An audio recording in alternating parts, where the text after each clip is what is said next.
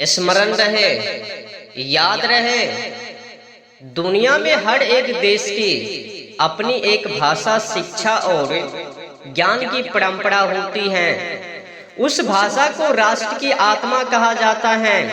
इसी के आधार पर दुनिया के सारे देशों की अपनी एक पहचान होती है। उसी तरह हर एक भाषा और हर एक भाषा के हर एक शब्द का अपना इतिहास होती है। जो भी शब्द यदि किसी भाषा से जुड़ जाता है तो उसका अपना एक अलग इतिहास होता है। किसी न किसी घटना के बाद कोई भी शब्द किसी भाषा में जोड़ा जाता है। इसलिए हर इंसान का यह दायित्व बनता है, कर्तव्य है कि वह किसी भी भाषा से आने वाले शब्दों को बिना जाने नहीं बोलना चाहिए। कई बार हमारे देश भारत में यह देखा जाता है कि स्वयं को ज्यादा ज्ञानी और बुद्धिजीवी श्रेष्ठ बताने की होड़ आड़ में लोग अंग्रेजी भाषा से लिए गए कुछ ऐसे शब्दों का इस्तेमाल कर देते हैं जिसका उन्हें इतिहास और उस शब्दों का सही अर्थ मालूम नहीं है। वो इसलिए ऐसा करते हैं कि क्योंकि ऐसे शब्दों का या तो वो किसी के मुंह से बोलते हुए सुन लेते हैं या फिर किसी को कहीं उनका इस्तेमाल करते देख लेते हैं। उसी में से एक शब्द अंग्रेजी शब्द है मैडम, मूल्यते मैडम, MADAME मैडम। तो भारत में मैडम शब्द का अर्थ जान लेना बहुत जरूरी है, क्योंकि अंग्रेजी भारतीय संस्कृति का महत्व को खत्म करने के लिए सोची समझी रणनीति के तहत आम जनमानस के बीच ऐसे शब्दों को प्रचलित कर दिया करते थे। इसका परिणाम यह हुआ कि अंग्रेजी के कुछ ऐसे शब्द जिनका अर्थ कुछ और ही होता है उन्हें प्रचलित कर दिया गया है। वही शब्द आज हिंदी में बिना उनके सही अर्थ जाने आम जनमानस के द्वारा हिंदी की तरह उपयोग किए जा रहे हैं। पता नहीं लोग इस गंदी शब्दों को इस्तेमाल कैसे करते हैं, कैसे बोलते हैं। किसी भी माँ बहनों को चलती फिरती राहों में मैडम कह देते हैं, बिना सोचे समझे विचारे पवित्र रिश्ते को भी खराब किए जा रहे हैं। यहाँ तक कि अपनी धर्म पत्नी को भी नहीं छोड़ते हैं। मैडम कहते हुए अपनी धर्म पत्नी को भी मैडम। हे बुद्धिजीवियों, मैडम कहने से पहले मैडम का अर्थ जान लो। उनके बाद अगर आपको हिम्मत होगा तो कहना, किसी अन्य मात बहनों को मैडम मत कहो। आपसे रिक्वेस्ट है, अपील है, निवेदन है। अंग्रेजी भाषा का एक शब्द है ना मैडम, MADAME मैडम, जो कि फ्रेंच जानते हो ना, फ्रेंच भाषा से उधार लिया गया है, भीख मांगकर लिया गया है, भीख मांगा है उन लोगों ने। देखो MADAME मैडम दो शब्दों को मिलाकर बना है। MA प्लस DAME से मिलकर बना है, जिसका अर्थ होता है MA बराबर मेरा मेरी, और DAME दाम का अर्थ होता है महिला, स्त्री और औरत। जिसका पूरा अर्थ होती है मेरी महिला या मेरी औरत या मेरी स्त्री। अब हमें यह समझने वाली बात है कि हर स्त्री मेरी पत्नी कैसे हो सकती है तो मेरी बहन के रूप में, है तो मेरी दीदी फुआ के रूप में, है तो चाचा चाची मौसी नानी दादी, तो मेरी माँ के रूप में, है तो मेरी बेटी के रूप में। क्योंकि भारत में सभी रिश्ते स्पष्ट हैं, फिक्स हैं। कोई रिश्ते में चाचा, कोई रिश्ते में चाची, तो कोई मौसी, कोई नानी, कोई फुआ, कोई दादी, कोई बहन, कोई बेटी, फिक्स है भारत में।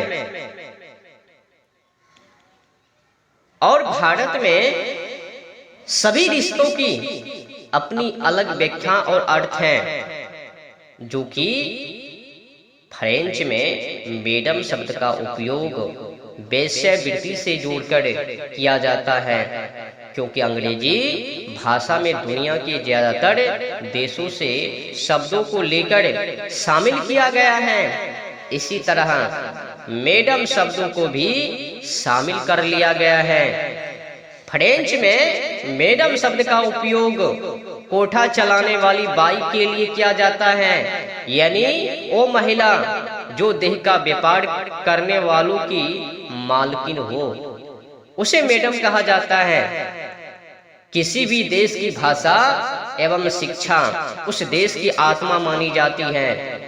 इसलिए जब अंग्रेजों ने भारत को गुलाम बनाया, तब भारत की संस्कृति, भाषा, ज्ञान आदि को बर्बाद करने के लिए भारत में इस तरह के शब्दों को चलन बढ़ाया, जिससे भारत की भाषा, आत्मा एवं संस्कृति को पूरी तरह से खत्म किया जा सके।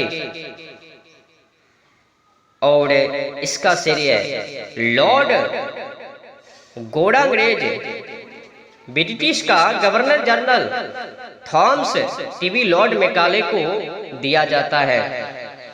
भारतीय भाषा को पूरी तरह बिगाड़ने के उद्देश्य से 1834 में थॉमस टीवी लॉर्ड मैकाले को गवर्नर जनरल की